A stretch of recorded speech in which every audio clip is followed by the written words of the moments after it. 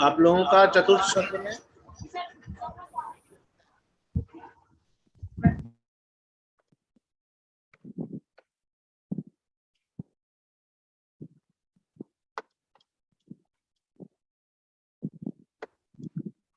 चाहूंगा, तकनीकी व्यवधान के कारण थोड़ा सा अवरोध आया। और आप लोगों का इस विशेष सत्र में जो टेक्निकल सेशन 4th है उसमें स्वागत है। इस सत्र की मॉडरेटर हमारे साथ जुड़ चुकी हैं और डॉक्टर अनामिका सिंह हमें दिख रही हैं, और साथ ही इस सत्र में की जो अध्यक्षता कर रही हैं डॉक्टर पूनम जुनेजा मैम भी यहाँ उपलब्ध हैं, आ चुकी हैं। तो मैं आप दोनों का स्वागत करता हूँ। Now over to you doctor Anamika. Thank you so much, Dr. Pramod. I warmly welcome you all in First World Disability Conference, Contemporary Interventions in Disability Discourse, 27th and 29th June 2022. So this 3 days international conference, World Conference of Disability, really enlightened each and everyone regarding these disabilities and different aspects of disabilities and how it is interrelated with each of us. I also warmly welcome the chair session, the person who is chairing this session, Dr. Poonam Juneja. Dr. Poonam Juneja, ma'am, she is working as Associate Professor in the Department of Physics at Maitri College. She did her graduation and graduation from KMC Kerorimal College, University of Delhi, and her PhD is in Experimental Nuclear Physics from University of Delhi and IUAC. In 1993, Dr. Juneja has teaching experience of more than 30 years. She has more than 15 publications in national and international journals of repute, and she has also presented many papers and posters in more than 70 conferences, seminars, and winning various awards in many of these. Dr. Juneja has also been resource person chaired session in various national and international conferences and workshops like seminar on social responsibility of Higher Education Institute, disability studies perspective and emerging trends, and 1 week AFDP, and different webinars like Each of Us is Equal, organized by STEM Education and Research. Dr. Juneja was a member of organizing committee of seminar entitled Bridging the Gap, the first ever awareness seminar on inclusivity and issues related to PWDs, organized by Maitri College in partnership with Sanskrit School in January 2017. Her interest is also spread to environmental concerns, and she has participated and presented papers in various national and international forums. Besides being involved in many committees of the college, she has taken up various responsibilities such as convener IQAC, coordinator of NAC steering committee, member of advisory committee of Star College scheme. Dr. Juneja is a life member of academic bodies of Indian Association of Physics Teachers, Center for Education, Growth and Research.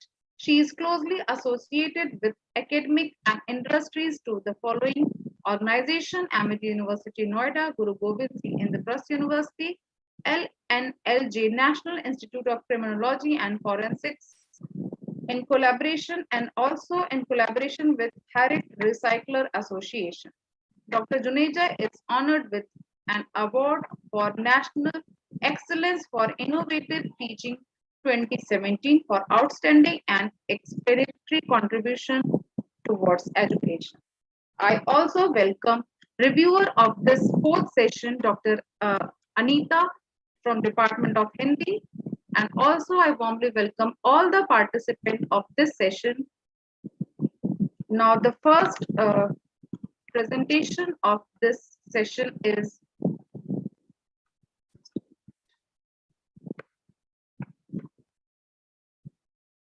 Sexuality, Disability and Domestic Violence in Women, Autobiographies in India by Tejaswini Nandkumar Dev. Tejaswini is there? Hello, yes ma'am, I'm here. Is that?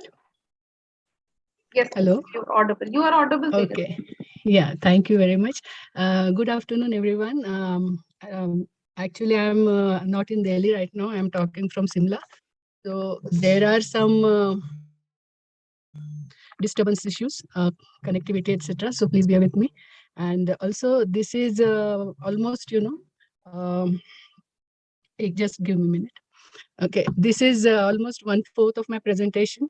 The written paper is quite long, but I was told that paucity of time. So I have, tried to avoid the theory part and the quotations, and I will come straight to my topic. Okay.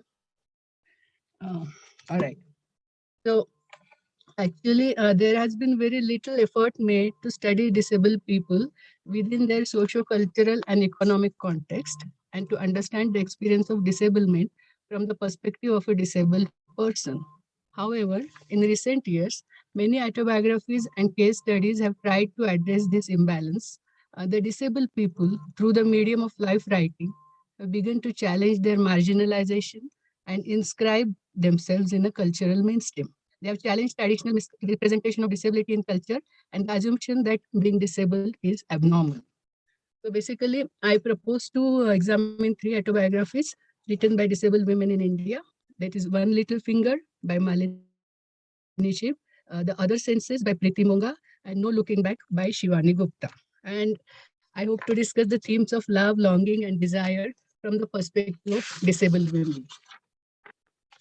No Looking Back is a moving and quite inspiring story of a young girl. At the age of 22, she met with an accident and developed tetraplegia. So One Little Finger is an autobiography for a woman who has a severe cerebral palsy.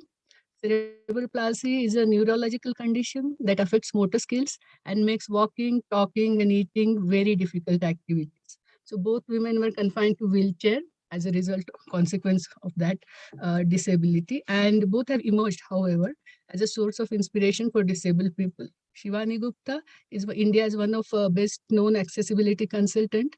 Malini Shiv is a writer, disability activist, and at the time of publishing the book, she was a senior event manager at Oxford Bookstore in Mumbai. Other Senses is a book autobiography of a girl who developed blindness in childhood due to paralysis of optical nerves. She endured traumatic and marital abuse for years. Fighting back, she has also carved a niche for herself as a trauma counselor, as a writer. She was the first blind Arabic instructor, and she has a company of her own, which is called Silver Lining Human Resources. So both, all the three women are activists, disability right activists, and the autobiographies are published very recently, only in the last 10 years or so. Next is disability and sexual agency. So disabled people are rarely asked to express about their dreams, their sensual or sexual desires, as a standard belief is that they have none. And non-disabled people often respond to disability with powerful emotions of anxiety, vulnerability, and fear. So the thing is, to be perceived as physically attractive is to be socially and sexually desirable. As a result of this invalidated condition, men and women with disabilities are constrained in their opportunities to nurture and to be nurtured, to be loved and to love.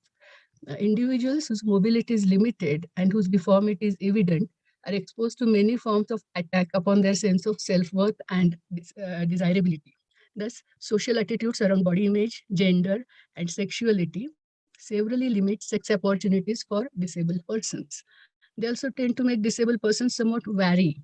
They do not want to take initiative for the fear of being rejected and diffident about expressing their desires. So, sexuality and sexual desires of people with disabilities in general mostly remain unaddressed and unacknowledged. However, the acknowledgements get even more diminished when the person in question is a woman. Societal attitudes to people with disabilities are largely served to mute both personal and political discourse on sexual pleasure and disabilities until more recently. But against this background, these women's autobiographies that I'm talking about, there is a assertion of femininity, and they're voicing their needs for connection, mutual support, intimacy, and pleasure in disabled women's autobiographies. So the next point is disability and the notion of private space. Uh, The autobiographies point out that our liberal and progressive ethos quite willingly accepts independence. A girl has to get a job, get education, stand on her feet, like that. And as far as professional competence and financial security is concerned, but ignores the importance of emotional well-being and the need for companionship. Also often fail to recognize key aspects of their sexuality and demand for privacy. In the Indian cultural context, people often assume that disabled women need to be in constant protection with family and their few prospects of autonomy and independence. Against this background, all three writers in this study assert their need of privacy and separate space of their own to be treated as adults. So she usually goes in London. She says, Londonly, I would go out frequently, but always accompanied by either carer or a parents. She says, come on, I'm 28-year-old now. Okay, I desire privacy, solitude sometimes. It is too stifling, I'm quoting. It is too stifling to be accompanied by someone constantly. I wanted a bit of freedom to be on my own for a while. And Shivani has lived a pretty independent life till the accident. And after 4 years of being taken care of, all she wanted was to get away from the warmth and security of the family and be her own person. So ensuring that she was not a burden on a father becomes her, that obsessed her. And I had compromised enough because of my disability. I didn't want to make any more compromises. I wanted to live on my own terms, take risks, and carve my own identity.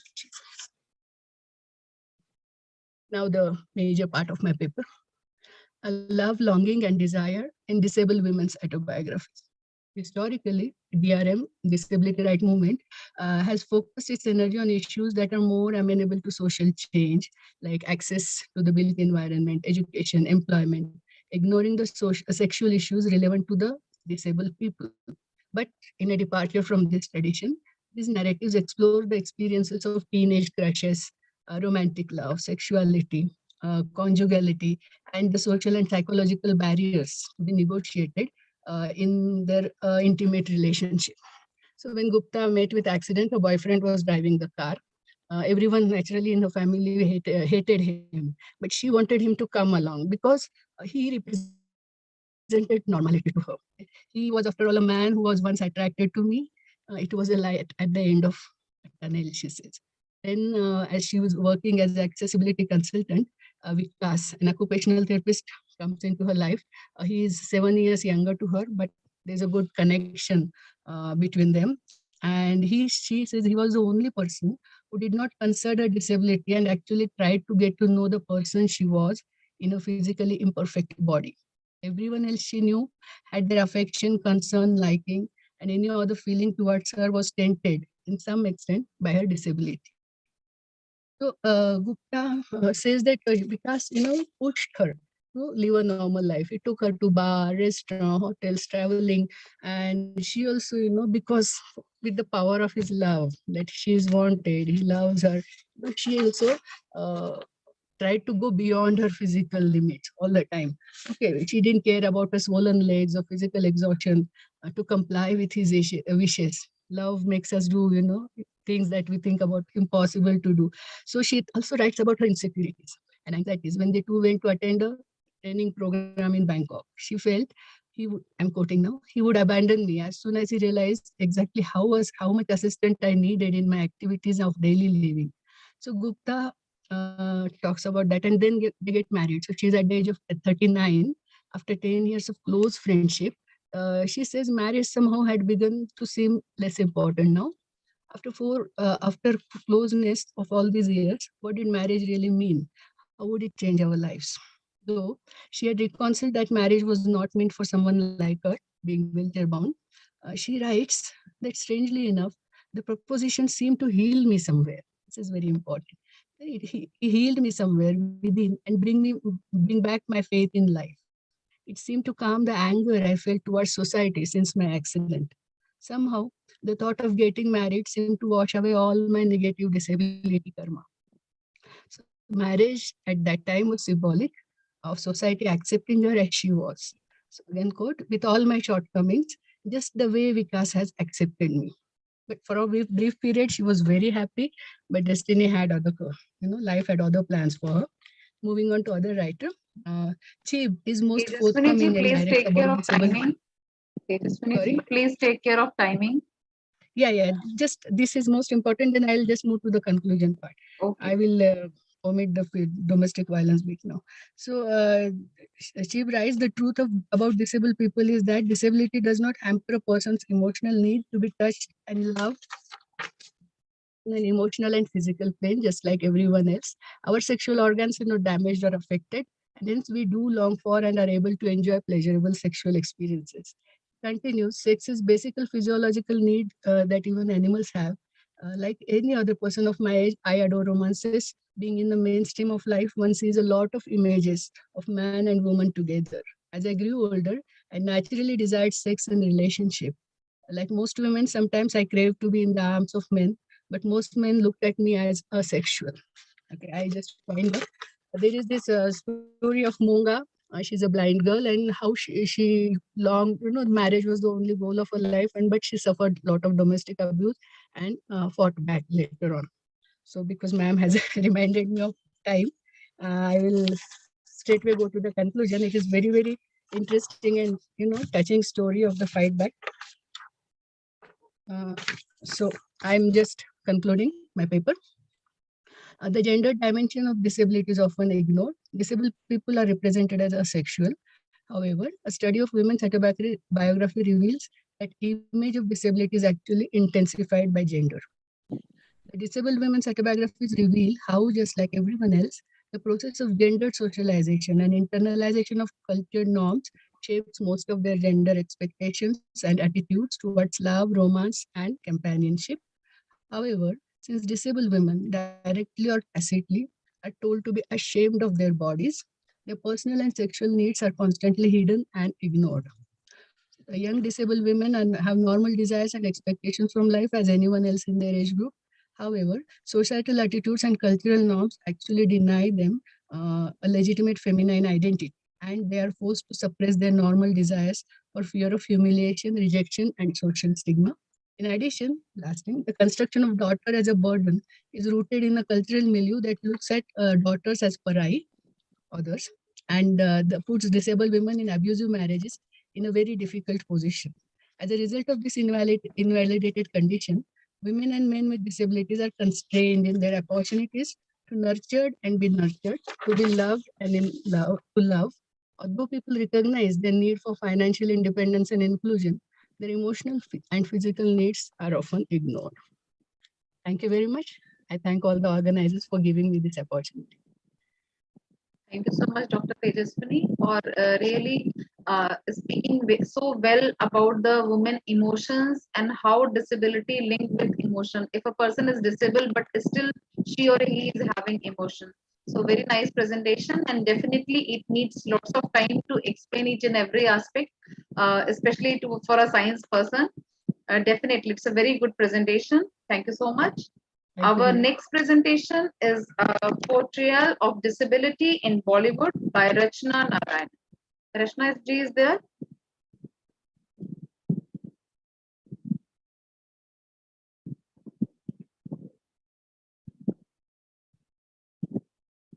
Tejinder ji Rachna है यहाँ पर. Rachna ji, please raise your hand if you are here. आप आगे बढ़ें. अच्छा. Hello, ma'am. Yes. Ma'am, as per the schedule, I was supposed to be the second.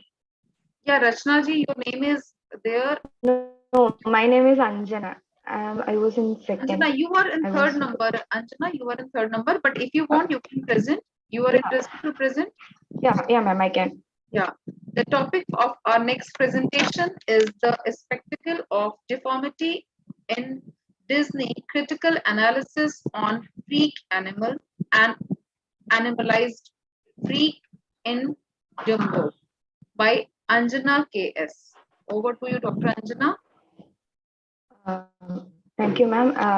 There is a small please take care of the timing. You are having 12 minutes of the timing. Yeah, sure. Thank you. Sure. Thank you. Ma'am, am I audible?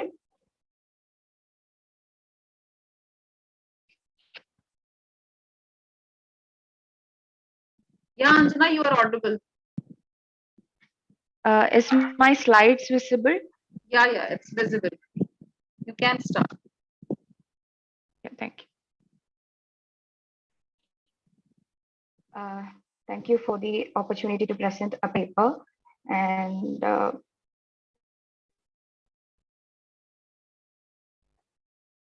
okay, so my topic is on spectacle of deformity in Disney. And my name is Anjana Kes, and I'm a research scholar in IIT Roorkee. So these are my contents: Victorian freak shows, spectacularizing the physical deformities, decline in freak shows, reflections in cinema, Mr. Holt Farrier and other animalized freaks, Disney cization of society, Dumbo the flying elephant becomes freak, criticisms, and the conclusion. So my objectives is to problematize freak animal and animalized freaks, to analyze the characterization of Dumbo and Mr. Holt Farrier, to problematize Disney's conceptualization of society, to analyze the hidden messages delivered to children through Dumbo. So this is one of the illustration by the popular periodical Punch, a periodical named Punch. It satirizes the human taste for the deformity in the Victorian period during the 1847. And while considering the aspect Victorian freak shows in Britain, it is evident that the monstrous births were not interpreted as defined signs and omens, and they were no longer dependent on local anomalous birth, because across the globe the people started to coming into Britain with different bodily differences in nature. So the module is to clarify difference in the order that it can be excluded. The freak shows became a contested space of physical disability and normality. The freak shows exhibited themselves for profit. Techniques such as costumes, choreography constructed the anomalous body as freakish, and the congenital anomalies became performers in market submitting to institutionalization. So these are the three figures who were actually spectacularized in these freak shows. First is the armless wonder. It is of the Charles B. Tripp, who was whose bodily deformities were spectacularized in the freak shows, and he used to perform all the activities which we used to do regularly with our hands. And the second is that of lobster claw lady. She used to perform the switching, newing, and all kinds of embroidery works, and she was one of the major show stealer in those times.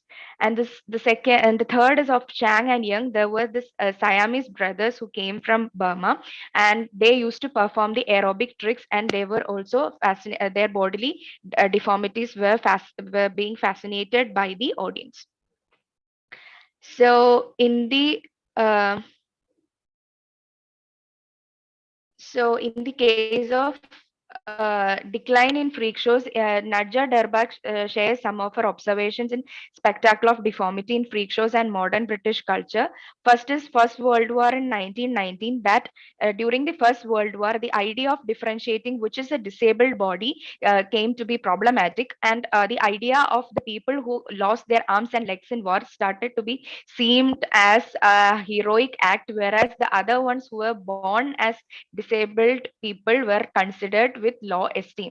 So the second is that of the introduction of legislation that restricted the employment of foreign laborers, that thereby who were the managers of the company were having immense duties, responsibilities on themselves while they are transferring the artists from other parts of the world, because there was a kind of a kind of behavior towards them that they seems to bring new diseases from their own land, and thereby the Britain may become diseases in nature. So this was the introduction of legislation as restricted their employment. The advances in medicine, the idea of seeing the disabled body as a some kind of something to be treated well, is also one of the major reasons that led to the decline. And the rise of disability rights movement in 1990 started to question the idea of spectacularizing the disabled body. Then the reflections in cinema, the freak shows, the freak shows were actually replaced by the idea of horror cinema in the later future. And this in Baudry, in his the cinematic effects of the ideological effects of cinematic graphic apparatus, he has mentioned that the camera stands as an independent object, subject without any ideology of its own. The one who is looking through the camera imparts his subject position and his viewpoint to the through the camera, because the camera does not hold any ideology of its own. So the representation of deformity and disability tends to be grouped under transformation, tragedy, normalization, and spectacle. So this particular aspect of spectacle or the voyeuristic intrusion came into the representations in the cinema, and thereby it started to differentiate what is considered as a superior normal and what is considered to be an inferior other. So the Helen Abeson Mayer, American writer who wrote her seminal book Dumbo, a Flying Elephant in 1939, which has got two filmic adaptations produced by Walt Disney Company in 1941 and 2019. So M. Keith Booker in Disney, Pixar and Hidden Messages of Children films stated that Dumbo was a low-budget effort, yet a great commercial success. It also saved the Disney company from economic ruin. After Dumbo, the Disney company became a corporate film factory. So the structural assumptions of Disney and embodiment of ideology was that of the white supreme power, and it also in the case of the 1941 Dumbo, the film actually carried the instances of problematizing racial stereotypes, classist dismissal of their values as human beings in the scene of workers. There is one particular scene of workers where they sing the song, and the lyrics of the song is very problematic. That says scene that they are ready to work for their masters even when they are not paid enough for their own welfare. So the herds of crows were actually represented as stereotypical African Americans who first laughs at Dumbo, and after that, when they come to know about the flying ability of Dumbo, they seems to apologize to them. So there is a kind of Indian sentimentality and utopian compensation which is paid through these representations by Disney. So Disneyization of society in Dumbo. So Dumbo 2019, directed by Tim Burton, which produced by Walt Disney Company, showcases the devotion to individualism. So the Alan Dryman's observation, Disneyization of society, he says that there are two kinds of Disneyization: structural and transferred. Transferred Disneyization occurs when the principles associated with Disney theme parks are reassigned to another sphere. And in the context of the 2019 film, it is the Vanderweer Enterprises, which is giving the spectacle of a Disney theme park. And there are four kinds of dimensions for Disneyization. One is theming, hybrid conception, merchandising, and performative labor. Theming consists of the application of a narrative to institutions or locations, and it provides a veneer of meaning and symbolism so as the object is applied. And the kind of merchandising merchandising seems like they are there are certain kinds of brand names that are being promoted, and that becomes the icon of the company. Hybrid consumption, there are both kinds of manpower and the entertainment labor, which actually puts in forward to entertain the massive audience. The performative labor, there is a kind of authentic performances which are performed in the stage, so as the audience are being fascinated with the costumes, music, and every type of dramatic sequences thereby constructed. So Disney Empire brings in an amalgamation of magic and escapism from reality, coinciding with the John Travolta's argument that Disneyland is a perfect model of the entangled orders of simulation. So the objective profile of USA is traced down to the morphology of individuals and the crowd. So the idea of USA should be always represented as something ableistic rather than considering it as a disabled body. So Dumbo the flying elephant is considered as an exotic with its gigantic ears that seems to challenge the idea of celebrating the achievements. So Disney elevates Dumbo with physical deformity as a sweet innocent, and it constructs an image that Dumbo, being a freak animal, becomes a creature that can only be loved by its mother. And animals are always observed and to be defined by the human beings, thereby the agency of animals is executed through the human beings. So there comes this idea of speciesism. The speciesism position as and exploits guards and pets non-human animal species. Was stated by Pramod K. Nair, and the human beings distinguish themselves from animals, and the solicitous care of mother and humiliation from the society is being shown through the various instances in Dumbo the Flying Elephant. The domestication is a form of control premised on and practiced through domination and coercion. If there is one instance in the film that when the child Dumbo is attacked or humiliated by the audience, the mother comes for rescuing it, and thereby she is caged and tagged as mad elephant. So the domestication is a form of control. So the crips turning into super crips. So the idea of accepting the disability comes with the idea of having some kind of a super ability. So the non-disability. So Ellie Claire actually coined the term super crips. So when the Holt Farrier, while coming into the character of Holt Farrier, he performed as a freak. He found himself with low self-esteem, but the Medici Bros company, where he was for the first time where he was working, they focused on his lack, and his lack was replaced with prosthetic hand. Whereas while coming into a Vandever Enterprises, where it is he is merchandised as a wonder, which is similar to the idea of Charles B. Tripp, as I have mentioned in the earlier slides. So he stands as a savior and thus affirming his relationship with Dumbo as savior saved. So the idea of conservation is rooted in human beings, and they are the controllers of natural world. So they ability the human being to gain the superiority over the non-human species. So the animalized freaks are employed in performative labor, where the persona, costumes, and music produce laughter among the audience. So the agency of human beings are there in question.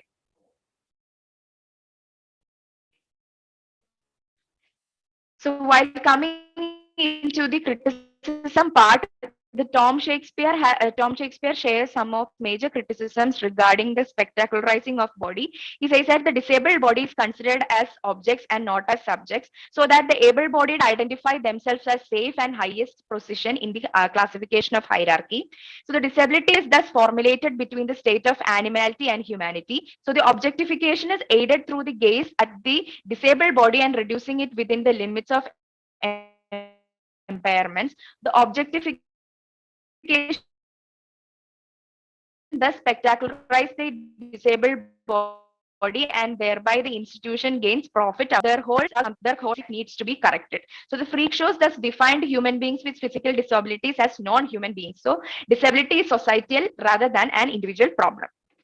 So the counter criticism to that was by Rosemary Garland Thompson. She argued in the extraordinary bodies, figuring physical disability in American culture and literature.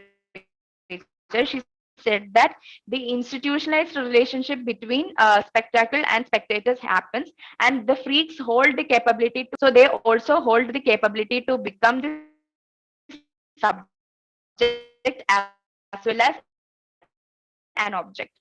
So the market consolidated what is meant to be a normal self and a cultural other. So there is a freak of nature and there becomes a freak of culture.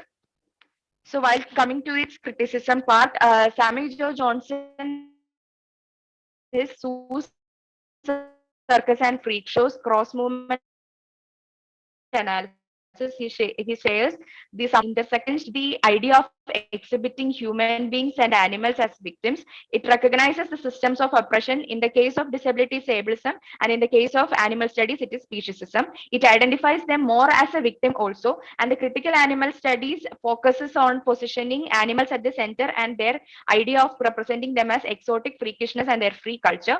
And the disability studies critique the construct nature of freaks, because animalization is the process by which human beings transform into freaks. Thereby, my conclusion, the cinematic depictions of freak animal and animalized freaks nurtured the public taste for human oddities as the same way freak shows nurtured in Victorian period. The excess and lack of Dumbo and Mr. Holt, gigantic ears and lost arm respectively, are identified as liability and burden for the company. The elevated status of flying elephant transformed Dumbo from a crip to a super crip. Mr. Faultharrier's amputee status because of World War I elevates him to a hero, and that also differentiates him from other animalized freaks. The movie itself creates a sense of false positivity, that the positive stereotypes are still the stereotypes, even the idea of accepting the disability is always considered as with a happy ending only when somebody overcomes the disability or there should be a super ability. Disadaptations have system and Americanization that above American ideals. So these are my works cited. Thank you so much, Anjana. Thank you. Thank you so much for your presentation. And you have clearly shown how disabled animals were perfectly used in freak shows. And the movies and the cinema industries also depends on a certain time period on these disabled animals. Thank you so much, Anjana. Thanks again. Our next presentation is by Hema Kumari. The topic of her presentation is the cost of health and people with disabilities. Hello. Yeah, yeah, Yes, I'm Hema. Can I start? yeah, you can start. Anjana, please you stop sharing your presentation. Anjana, please stop sharing.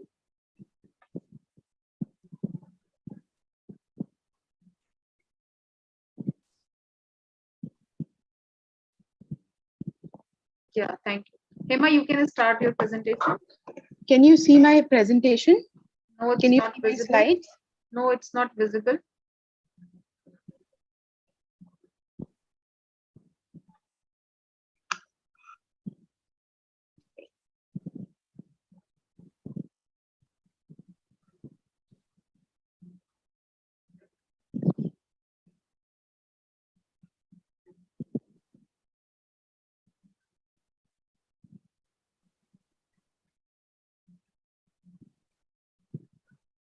Hema? Yes, ma'am. I cannot share my. Can I just share my presentation to the WhatsApp group and someone else can do it? You can, I think you can take some more time. I will call for Okay. next presenter. Okay, ma'am. Okay. Thank you, ma'am. So the next presentation is by Paris Pikul Gogoi. The topic of presentation is intellectual disability and the idea of independence. Paris is there? Yes, ma'am. Yes, I'm here. Yeah, you can present your presentation. Thank you.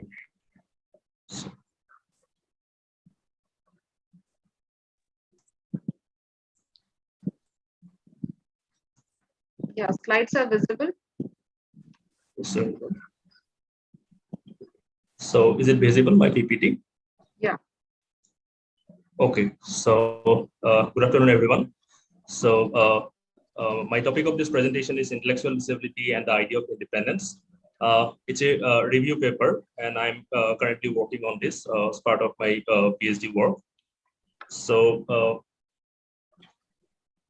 to begin with, like in terms of contextualizing disability till 1970s, the medical model of disability and the perspective of service providers mainly dominated disability research. So during that time, there was a paradigm shift that was seen, which was mainly known as sociological model or disability studies perspective. So one of the pioneers of, of the social model of disability and Tom Shakespeare as well as Richard K. Scott. They say that the main perspective of sociology of disability was that disability could be best understood, best addressed through self-advocacy, the removal of disabling environmental barriers, and the public policies which made it difficult to live independently and that eventually excluded disabled people. This sociology of disability, it has actually conceptualized disability as being informed by distinct theoretical foundations and research aims. It also emphasized primarily as a unique category, which mainly commensurate with race, class, and gender. It is also made up of a heterogeneous and expansive population with different impairments and diagnoses. For example, a particular experience of impairment that might be taken up for the research purpose or for an empirical study, but such studies should not be only about the better understanding of the specific condition or specific subpopulation. Rather, it should be about expanding scholarship committed to the larger theorizing of disability or understanding disability as a social category. So another pioneers of social model of disability, Len Barton, says that rather than seeking an explanation in terms of individuals' inabilities, with sociologists, we always emphasize on the power of significant groups in terms of defining identity of others. So he further says that we are actually interested in issues of continuity and change. In relation to disability, or more particularly intellectual disability, the question of power, justice, equality, citizenship, or participatory democracy, these are some significant issues. So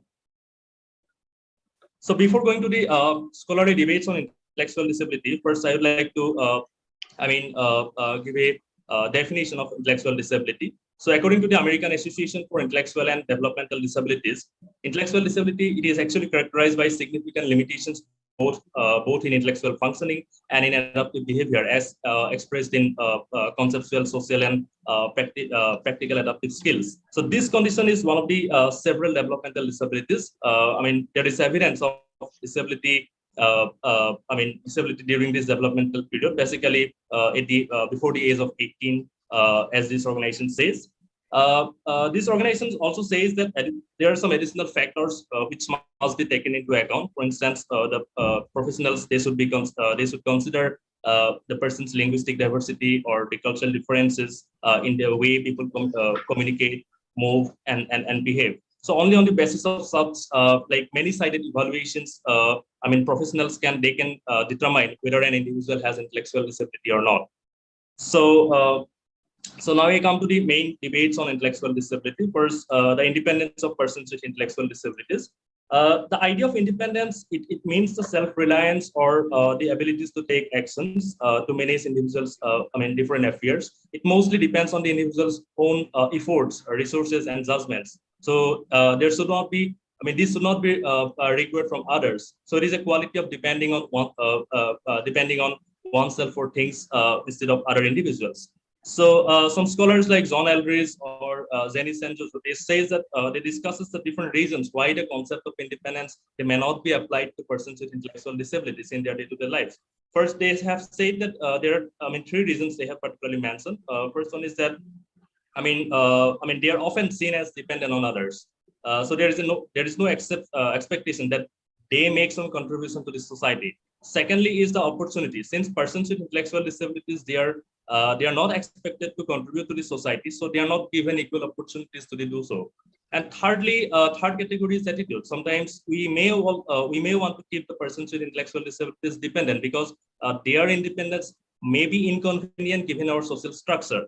So next, in terms of independent living and autonomy, one of the pioneers of social model of disability, Tom Shakespeare, says that it is very much important to recognize the situations where the autonomy of the persons with intellectual disabilities are undermined. Not only this, it is also important to understand when persons with intellectual disabilities or those who have a very high level of impairment, how do they exercise their autonomy by requesting assistance from others. So rather than focusing on disability rights ideology, so there should be some consistent support and for the choices of the desires of persons with intellectual disability. Then Camilla Parker and Luke Clemens, they talk about how disabled people or persons with intellectual disabilities, they are required to live in some different institutions, and many disabled people, they actually continue to live, continue to be institutionalized for many years. But there are some recent reports which identify the substantial human rights abuse of such disabled people. And again, this condition is not just confined to one particular area. This is prevalent in all over the world. So then, in terms of self-advocacy and agency, as you know that self-advocacy, it is an important goal for persons with intellectual disability. It is a process by which individuals and groups speak on their behalf about the issues which affect them and their life quality. So actually, these self-advocacy groups involve their members in programs which focus on training for citizenship rights, and personal growth, and things like skills for developing friendships or intimate relationship, personal grooming, interview skills, travel training, etc. So, but again, there are some epistemological challenges of why the persons with intellectual disabilities, they are actually, socially excluded and they are economically disadvantaged. The fear of difference or fear of stigma, it continues to be associated with an identity of persons with intellectual disability. And that actually impacts on individual's self-concept or their social relationship.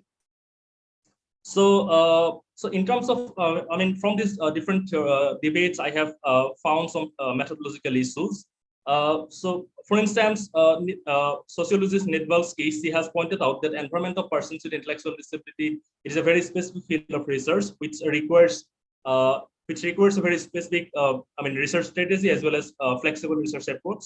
So, therefore, research is expected to be very sensitive and technically prepared for any kind of difficulties.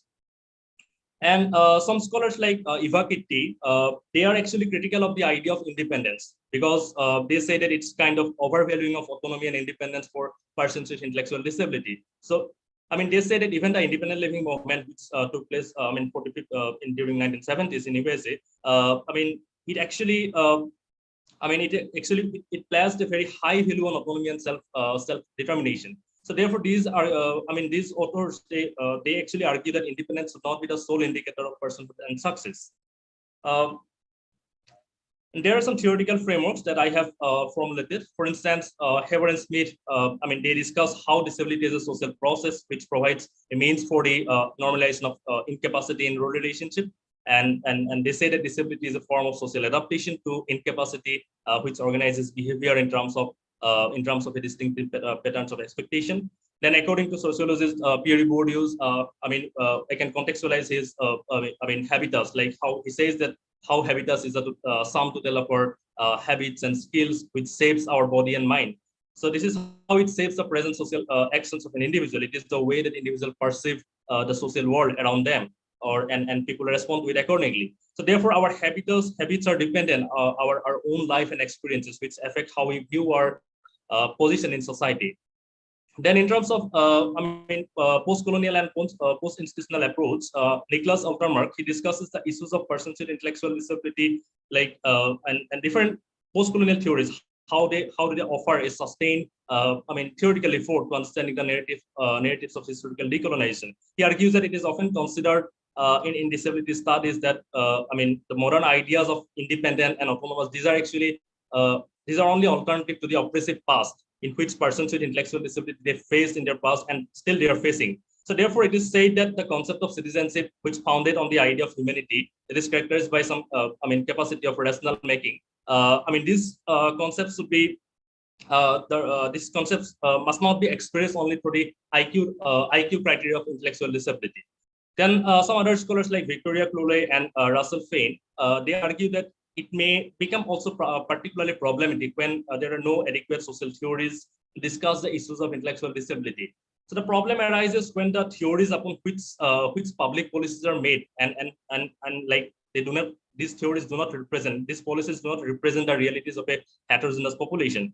The problem is not intellectual disability, like they are represented differently in different social contexts, but the issues of persons with intellectual disability, they have never been consistently defined.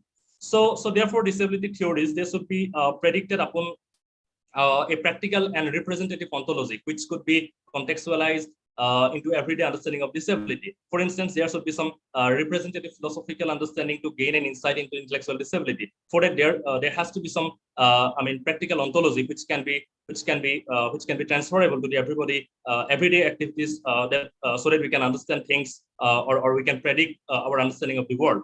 So, I mean, through this paper, I have made some significant contributions, and like I tried to make some significance or contributions from this game.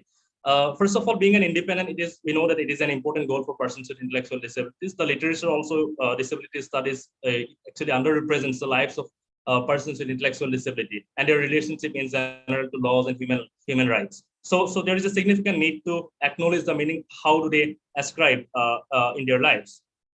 Then a holistic conception of intellectual disability, rather than focusing on different categories of intellectual disability, which are categorized on the basis of IQ test.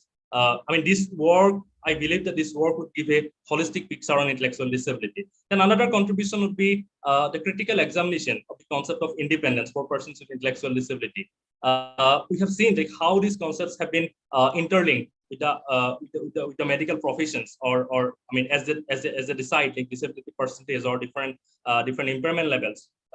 So I believe that this I mean, throughout this paper, I tried to explore the idea of independence for persons with intellectual disability by engaging with different scholarly debates. So, I mean, that's all from my side. These are the references. So, thank you. Thank you so much, Paris. As you have covered all the aspects of intellectual disability and how a person independence is completely dependent on intellectuality. Thank you so much for a very nice presentation. Thanks, ma'am. The next topic of the next participant of this series is Hema. Are you ready, Hema Kumari? Hema?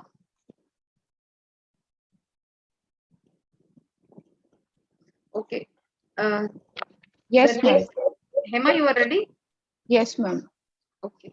So the next presentation is by Hema Kumari, the cost of health and people with disability. Hema, you can share your slides. Ma'am, basically, I'm connecting myself from the mobile phone because I do not have a good network right now. No issues. If you are not having any presentation, you can continue. Okay. Go ahead, Okay. Hema. Okay, ma'am. So good evening, everyone. I'm Hema, and I'll be presenting on the cost of health and people with disabilities. So as we know that disability experience is diverse. There's no one disability which can be where we can share this same experiences of disability. Disabilities are often divided into sensory, intellectual, and locomotor disability. And here I propose that a person with hearing impairment and a person who is an amputee might have different experiences of disability, and they will have different need of care and different need of assistive devices.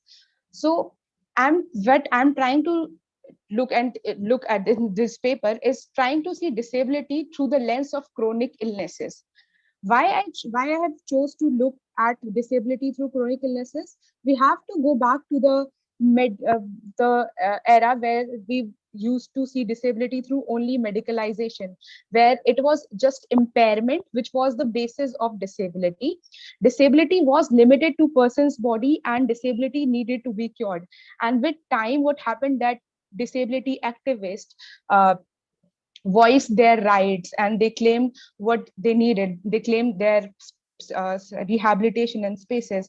So we started seeing disability through social model where impairment was not given that importance, but disability was seen that the impairment, it was not the impairment, but it was the society combined with the impairment which causes disability. And there was a conclusion that the society needs to be fixed and not the body, and social model was seen as a triumph of disability movement.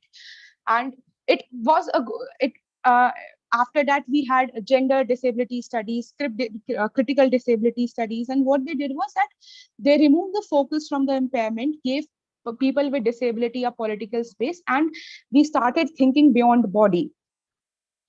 But there were scholars like Nilika Malhotra, Tom Shakespeare. They started saying that, okay, this is confusing the category of disability. For an example, in India, a Dalit woman might feel disabled because of her social structures if we do not give impairment the importance.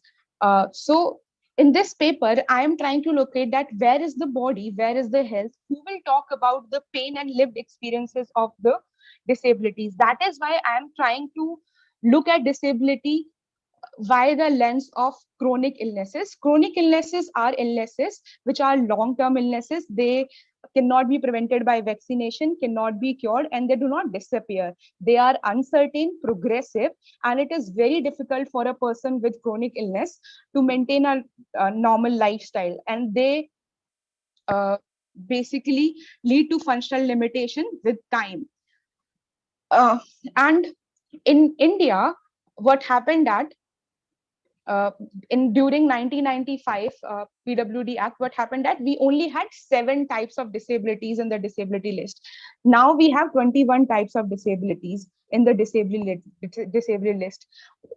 although we have tried to take some of the chronic illnesses like muscular dystrophy, thalassemia, sickle cell diseases in the list of these 21 disability list, but we still have a lot of chronic illnesses which need to be recognized as disability. I interviewed 18 people where these people were coming with different chronic illnesses like juvenile rheumatoid arthritis, lupus, osteoarthritis, spinal muscular atrophy, epilepsy, cerebral palsy, fibromyalgia, osteopenia, Marfan syndrome, and CPS. So when I interviewed all these people, I learned that all these people were experiencing their disabilities from last 10 to 20 years or maybe more. I had the whole stata and data, so I cannot show it to you right now. So what I did, that I asked questions based on three themes: illness and disability, the cost of health, and the social discrimination. In the theme illness and disability, I tried to know that how the people with chronic illness are dealing with their illness, disability, and the identity of being a disabled. So almost everyone, I interviewed 18 people, and 18 people said that yes, their illness is leading them to a functional limitation, and 9 of these 18 people needed assistive devices. But when I came to the question of disability certificate, whether they have a disability certificate or not, 14 of them did not have it. It was not just the chronic illness people who were not included in the disability list, but people with muscular dystrophy and muscular atrophy were also there, who did not have any disability certificate even after their disability was defined in the list.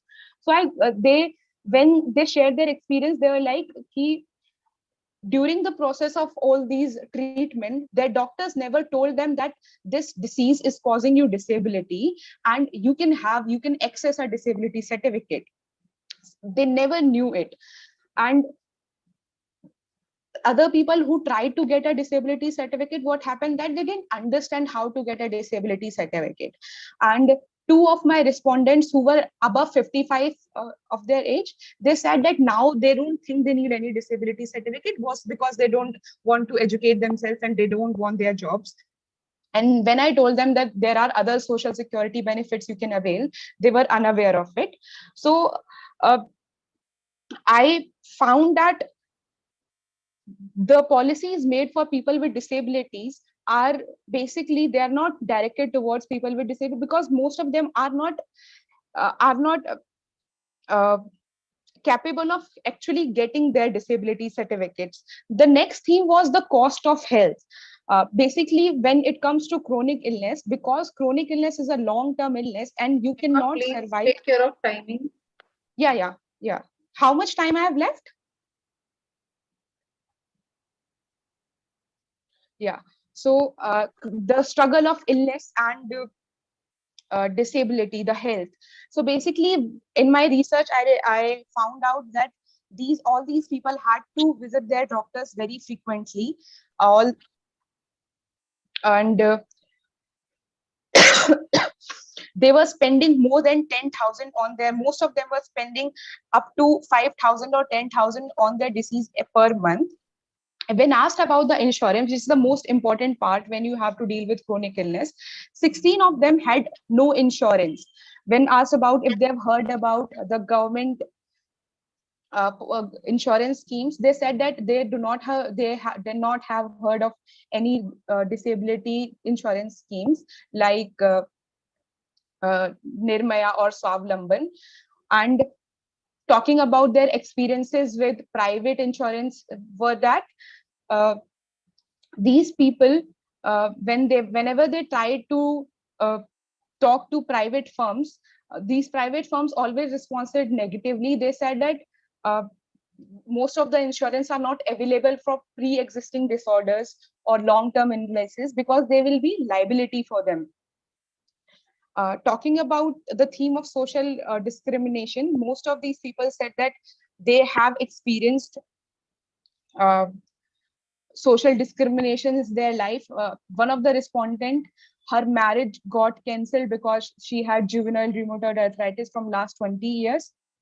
A person with juvenile rheumatoid arthritis also had to stop doing her job because of the disease. She has now lost her sight. So because of after all this survey, we can realize that we cannot escape the idea of body health and the idea that we have to understand disability through chronic illness too. My key findings in this paper were that there were issues in obtaining disability certificates, majorly with chronic illness people. There is an issue that we have 21 disabilities right now prescribed in our disability list, but I think we can move beyond. So there's this issue of inclusion in disability list. Obviously, access to healthcare insurance was a big problem. People with chronic illness and people with disabilities out of chronic illness did not have any healthcare information in my survey. There were a problem of rehabilitation because most of them did not have any disability certificate. They could not access the rehabilitation or disability policies prescribed for them. Are you exceeding your time? Yeah. So the last confusion is that we cannot talk about disability without talking about the bodily experiences, the pain of the disabled body. Thank you. Thank you so much, Hema. You have conducted a very beautiful survey about the chronic diseases, disabilities due to illness, and the inborn disabilities. Thank you so much. Very nice presentation.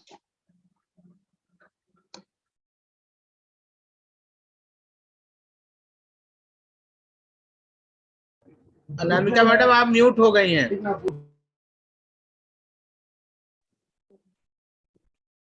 Thank you so much, Hema, for a very nice presentation. The next topic of our presentation is representation of disability in children's literature, a content analysis by Mincy Matthew. Mincy is there?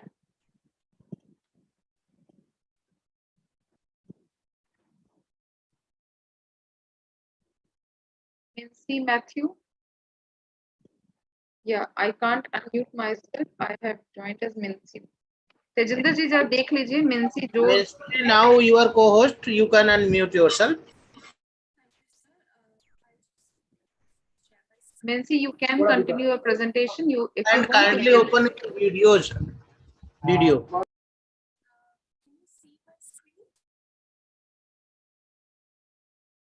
Yeah, your slides are visible, Mincy. You can continue. Yeah, so I will continue. I will just apologize because I have a bad throat and we cough in between. So please bear with me. So the presentation that I'm doing today is on representation. Mincy, you are not audible. Am I audible now? Your voice is very low. Oh, okay. I'll just try to. Is it audible now? Am I audible? Again, the same issues, Mincy. Maybe some network issues, probably. Is it really low? Can you just give Still me... it's slow. Still it's slow. Okay, can you just give me 1 minute? I'll just try to. Okay.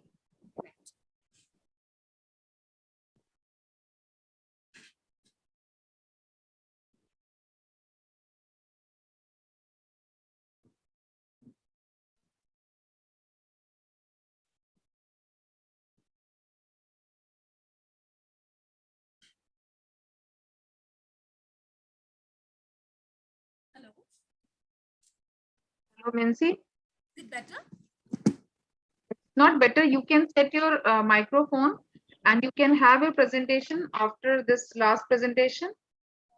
Meanwhile, you can set your microphone. Okay. So our next presentation is by Vandana Singh, Exploring Inclusivity in children's literature using the lens of disability. Vandana Singh is there? Yes, ma'am, I'm there. Yeah, you can share and you can present your presentation.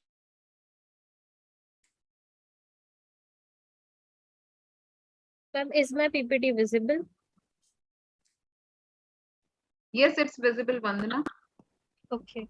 Good afternoon, everyone. I am Vandana and I am pursuing my integrated MPhil PhD from NIPA, National Institute of Educational Planning and Administration. And I have done this research in my MEd course. In my post-graduation, I have done my research on exploring inclusivity in children's literature using the lens. So, over the previous 25 years, we have seen that there is an emphasis on recognizing and including diversity by our makers and also our teachers. So through our inclusive literature, there are many researchers in the international area who have worked in this area, and they have put emphasis that it helps to produce a sense of self-importance in children, and it also encourages their individuality. Their families and communities are heard in those stories, and thus this literature can help us in their lives. Also, texts are influential resources of serving children to comprehend themselves and others. So it helps them to act as a mirror also and window into the diversity of this world. Uh, so coming to the problem of this research is, since olden times we have seen that we don't find much stories that represent children with disability. There has not been much research done in this area, so I have tried to look on various sources that could easily provide children's literature on this area. In India, much studies have not been done in this area, so the parents, educators, administrators that are interested in children's books that are portraying characters with disability, they face many challenges. So I felt that this area should be researched. So we are seeing that students with disability are now being integrated into the classrooms, and the general education teachers are searching for those books that accurately portray characters with disabilities and help us to familiarize them with different aspects of those disabilities. Uh, uh, it can helps us to understand the how the disability affects their daily routines and also the basic life activities of a person who is having a disability in their life. So the purpose of my study was to find out and explore the children's literature that portrayed disabilities in various genres, that is specifically in India, stories and poems that are located in Indian context that helps us the children to connect more. And I have tried to make a criteria to analyze these stories and what should be the prerequisites for the teachers and educators to make understand before making a selection in children's literature. My research objectives were to identify and locate children's literature that includes children with disability in India, to organize different criteria through which we can study its content, to study and analyze different stories and poems of children's literature from the lens of disability and also from the lens of literature. So research questions were, do we have children's literature in India that includes children with disability? What are the different criteria through which we can see a story, a poem in children's literature? How can we analyze those stories and poems of children's literature from the lens of disability? So when we talk about children's literature, they can be categorized like the magazine and poems that are enjoyed by children, and also sometimes they are written by young children. They are usually categorized in two different ways, by genre and intended age of the reader. So the genre can be classified into these segments like folklore, fantasy, science fiction, realistic fiction, historical fiction. Talking about the disability discourse, first the medical model of disability began. This discourse started when the doctors and scientists replaced the religious leaders as the cognitive authority in society. This discourse gained its role in society only when the medical field's ability recognized its ability to define illnesses and body parts as well as heal injuries and cure illnesses. And in this they talked about fixing. They talked how to eradicate the impairment. So fixing was thought to be the best part to working towards the function and independence of those people who were having persons with disability. Then came the social model of disability. It came after the medical model, and medical model was considered then the old paradigm. But the social model has been popular for scholars in academia, but it has not been universally accepted. According to Mitra, there have been different versions of social model of disability, and he has recognized 9 of them. And basically, the social model is suggesting that we should construct solution that should not be directed at the individual, but it should be rather at the society. The improvement for individual with impairments would require political action and social change rather than a change in their physical bodies. So this was a unique perspective that should be valued and celebrated. And so a lot of studies has been done in the international area about on this area, but I am skipping this part. So I have made this research as a qualitative exploratory research, and I am trying to understand why and other factors that are related to it. So in my methodology, I have used the first phase. I have identified the children's literature from the pool of literature, and then I have designed a framework. And in the third phase, I have done the content analysis of those storybooks. In the sample, I have chosen the level 2 and level 3 of Story Weaver Pratham. This research was done when our country was in a lockdown period, and I did not have any access to physical mode of libraries and schools, so I switched to finding those books in online mode. So this is a initiative started by Pratham, in which they are providing storybooks for the children that can be downloaded and that can be read by children, and that can be also used in the classrooms as well. And it deals from grades 1 to 8. I have used purposive sampling. These were the stories that were selected by me. The authors and the illustrators' names are being given over here. These are some of the cover pages of those books.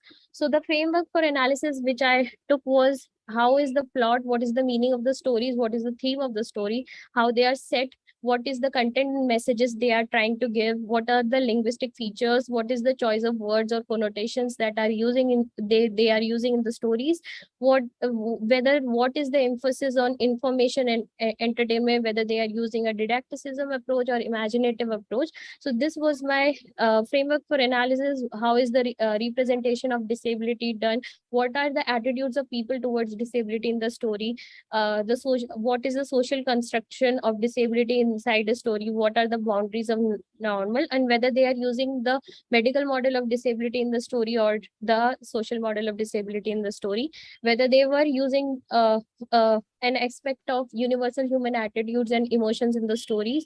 And these were the points. So I have made a table in which every story was analyzed through this, whether they were able to develop empathetic imagination, is the character with the disability sufficiently well developed and portrayed that students can develop some understanding of what it's to be like someone else. And through this, I was able to analyze those stories. And Sana, you are running out of time. Please take care of this. okay, ma'am. So through my analysis, it was You found can that, finish in last 30 seconds, please. okay, ma'am. Through my analysis, it was so I will just come on my findings. Conclusion. Okay, so it was found that most of the stories taken for the have characters with impairment in the main role. It was found that there was a gender parity seen in the portrayal of characters, that as many number of males were used also, and as many number of females were also used in the stories.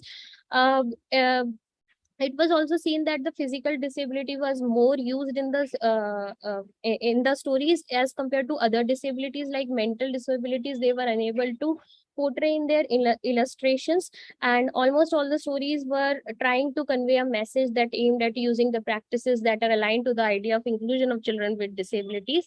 So my conclusion that can be drawn from the study was that characters with disability need to appear frequently as main characters in the today's children's literature. 75% of the okay, ma'am. the storybooks should be created with all children in mind and for all children to share and enjoy. The point in the study was not to make children with disability as should be the prime focus, but simply they should be there, a natural feature of every child's landscape. And images of disability should be the norm, as images with different ethnicity have now taken the norm. So my recommendation for future studies are studies could be done on use of children's literature with disability in classroom, studying its principle, practice, and outcomes in Indian context. Studies related to views of educators, teachers, and students about children's literature with disability and their knowledge about it. These are my references. Thank you. Thank you so much, Vandana, for a very nice presentation, and you have selected a very nice topic and you have perfectly utilized the lockdown period for your research. Thank you again. Now, the next presenter is Mincy. Mincy, are you ready? Mincy Jules, Mincy Matthew, are you ready with your presentation? Am I audible now? Yeah, you are audible. Yeah, you are audible. You can share your slides. Okay, ma'am. Can you let me know whether my slide is visible? Yeah, it's visible. It's visible, Mincy. Okay, so I'll continue with my presentation. Yeah. You can continue. Please take care of timing. You are having this last 10 minutes. The paper is on representation of disability in children's literature, content analysis. To begin with, I would like to quote Tom Shakespeare, who says that disability can be defined as a multidimensional concept which should be understood in terms of continuum. Human perfection does not exist, and according to him, everyone is limited in some way or the other, whether it is a minor blemish or an allergy or something more serious. So what we mean by this is disability is seen as a socially constructed concept and can shed some light on literature that reflects social condition within which this was written. What I mean by this, I will share it as I proceed in my presentation. But before that, I want to introduce three important components of the research that were crucial to it. First is the historical representation. The literature portrayals of children with disability in the 19th and the 20th century echoed with religious ideologies and were not divorced from social stereotypes. So in other words, disability became a symbol of villainous character or where consequences of evil deeds. A classic example of this can be seen as the character of Shakuni, who was represented with an evil thought character who was presented in Mahabharata. In India, we see the epics such as Ramayana and Mahabharata presenting or treating disability as a curse. The second component was disability in children's literature. How do we view children's literature? Children's literature, as mentioned by previous presenter also, creates a platform to disseminate ideas that are culturally and socially accepted. Each representation has its impact. And what I mean by impact is that how it shapes children's perception, children's ideas, and help in boosting of identity formation. This therefore become important to view whether these children's literature are presenting characters or not. And invisibility of the character would also cause a great impact, as it would determine whether they are considered to be unworthy to be represented in the world of children's literature. The third component is disability studies perspective on children's literature. As I mentioned earlier, disability is considered as a socially constructed concept in society and can shed some light on how literature reflects social conditions. So what I mean by this is that definitions of disability according to disability study researchers has had a moral, medical, social constructions throughout its history and within literature. As Vandana mentioned earlier, I would not like to dwell in the medical model, but just imagine that a children's literature written with a medical model would try to achieve normalcy or would try to define character with a sense of the idea of wholesome. Such a children's literature would constrain certain perception, would narrow down our understanding of disability, and then would lead to segregation and separation from the society. An interrogation of the text with such a perspective will help us to understand how disability is not fixed, rather it is fluid and should be seen in continuum to others. The significance of the study is something related to how children's literature has had an impact, and therefore with the social realities that are changing constantly, are children's literature changing? Although we may argue that there are children's literature which are studying various issues like social issues such as gender, inequalities, or socioeconomic background, disability is relatively a new topic and usually is seen as absent. So the research question that framed this study were how is our characters with disability represented in stories for young children? Is the representation ableist? How do linguistic position and visual affect the representation? So the method used for this study was qualitative content analysis of 10 to 15 children's literature book between the age group of 8 and 12 years. This age group was purposefully selected because this is a transition phase where children start to read independently and engage in formulating their worldview. And the second was how they explore their identity and think about their roles in society. So the selection of the books for the study was based on 3 parameters. One was the interviews done with the publisher to understand the market for children's literature. The second was with portraying characters with disability. And the third was intended audience.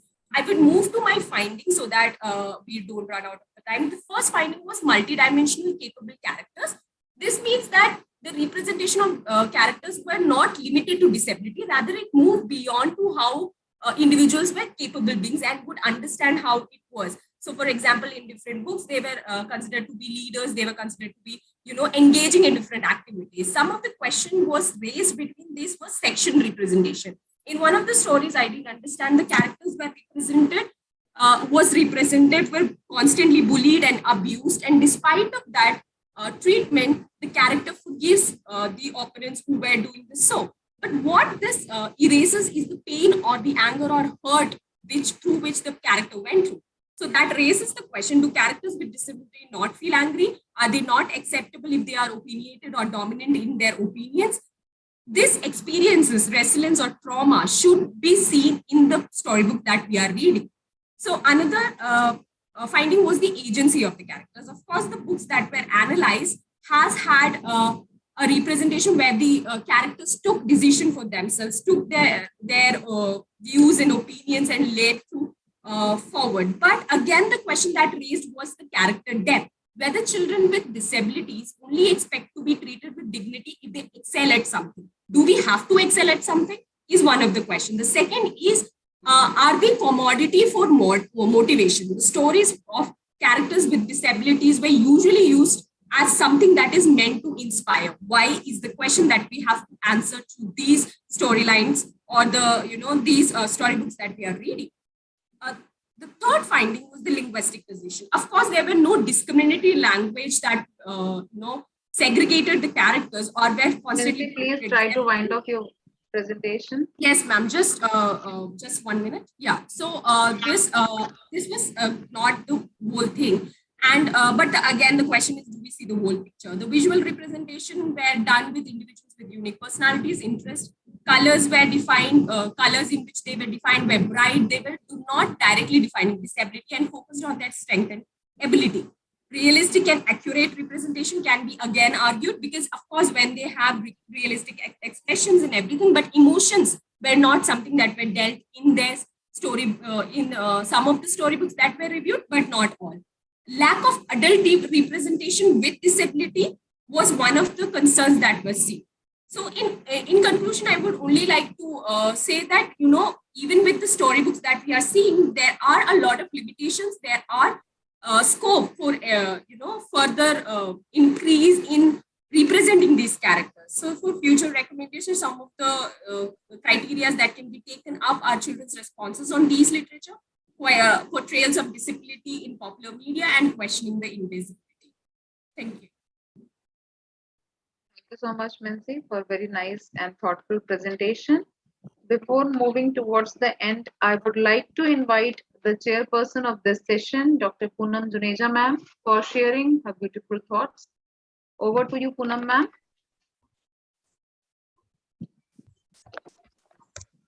Thank you, Anamika. And first of all, I would like to thank you for your kind and generous introduction at the beginning of the session. And I take this opportunity to thank the organizers for organizing such a wonderful conference on contemporary interventions in disability discourse. And as we are going through the various papers and the sessions, one can really understand the plethora of problems that are existing not only that existed in the past, they are still existing. Even though the government and the society are doing a lot for the disabled and the PWDs, there are still so many aspects which are literally untouched and which need a lot of effort and contribution from the society as a whole.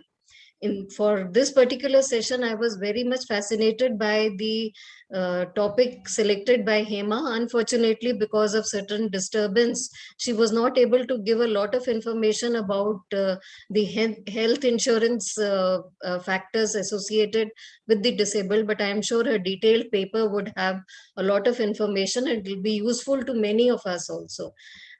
These last two papers by Vandana and Mincy were also very interesting regarding the children's literature. And in my opinion, it's very important to have a very balanced representation of the disabled in children's literature, because that is the impressionable age, and that is where the acceptability comes into society. If the children are able to accept the people who are different from themselves, and then that goes on into the society at large. So it is a very nice representation how they have picked up these two topics, and that is how the integration will come about. And this is what, if you recall, Anamika, yesterday Dr. Matthews also mentioned it in his keynote address, that how the Kendriya Vidyalayas are actually integrating the different strata of society, and the kind of students and teachers that are coming out from Kendriya Vidyalayas are so much more acceptable and ready to integrate into the society. So this is what is important. So thank you, and all the presentations were very good. Best of luck to all in your future. Thank you, Anambika, and thank you, everyone. Thank you so much, ma'am, for very nice analysis and beautiful words. Now I would like to invite Anita ji from Hindi department, Maitri College. Anita ji. Anita ji Pramod ji. Ma'am मेरे हिसाब से पूनम हम लोग, हाँ hello, आप मुझे सुन पा रही हैं? जी जी जी मैं सुन पा रही हूँ प्रमोद जी। जी, मैं आपसे निवेदन यह करना चाह रहा था कि मेरे हिसाब से पूनम मैम का अध्यक्षीय उद्बोधन अपने आप में सारे जो पेपर्स थे उनको समाहित कर लिया है, और हम लोग इस अवसर का फायदा उठाते हैं। अगले सत्र में हमें थोड़ा समय मिल जाएगा, तो अगर पूनम मैम अनुमति दे तो हम लोग सत्र यहीं समाप्त करें, अथवा अगर किसी को कोई प्रश्न पूछना हो तो प्रश्न पूछ सकता है। नहीं, थैंक यू प्रमोद, और बिल्कुल यहाँ खत्म कर सकते हैं, हम काफी लेट चल रहे हैं। हाँ हाँ, अच्छा ही होगा।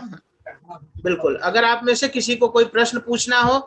अच्छा, एक बात और मैं जानना चाह रहा था, अगर कोई प्रतिभागी रह गया हो, उसका किसी कारण से प्रेजेंटेशन ना हो पाया हो, यहाँ विराजमान है, इस सत्र में था, तो उसे अवसर दिया जा सकता है। एक शायद प्रेजेंटेशन नहीं हुआ था, वो आई नहीं, शायद रचना। हाँ, वो आई नहीं, रचना नारायण जी उसमें। अच्छा, रचना नारायण, अच्छा, और कोई नहीं, बाद में देख लीजिएगा, अगर वो कांटेक्ट करती है तो उनको किसी और सत्र में आप सम्मिलित कर लीजिए। अच्छा, मीनसी जोश का तो हो गया था ना, उन्होंने भी किसी का हो। हाँ, ओके ओके ओके। किसी को कोई प्रश्न पूछना हो?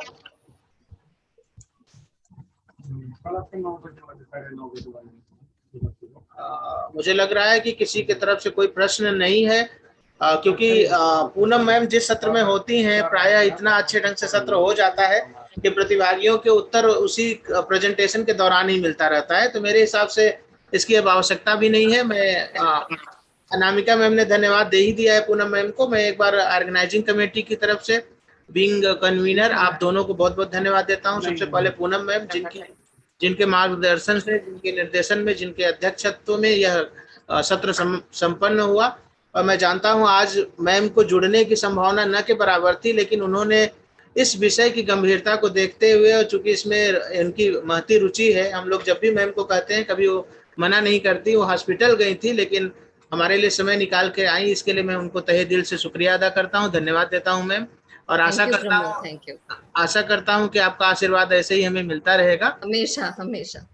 Thank you so much ma'am. और अनामिका मैम के लिए तो मेरे पास शब्द नहीं, बहुत अच्छे ढंग से आपने मॉडरेट किया, और आपने एक तरह से रिव्यूअर का काम भी साथ साथ कर दिया था। साथ ही कर दिया, बिल्कुल। तो समय इस वजह से बच गया है। और अब हमारा अगला जो सत्र होगा वो 3:15 बजे शुरू होगा, मतलब हम लोग 15 मिनट का ब्रेक ले सकते हैं। आप सभी से गुजारिश है, आप लोग 15 मिनट चाय नाश्ता जो भी अपने घर पे जो उपलब्ध हो वो खा करके आए, और हम लोग पुनः मिलते हैं 3:15 बजे। धन्यवाद। Thank you so much. Thank you so much, Pramod ji. Thank you, Poonam ma'am. Thank you.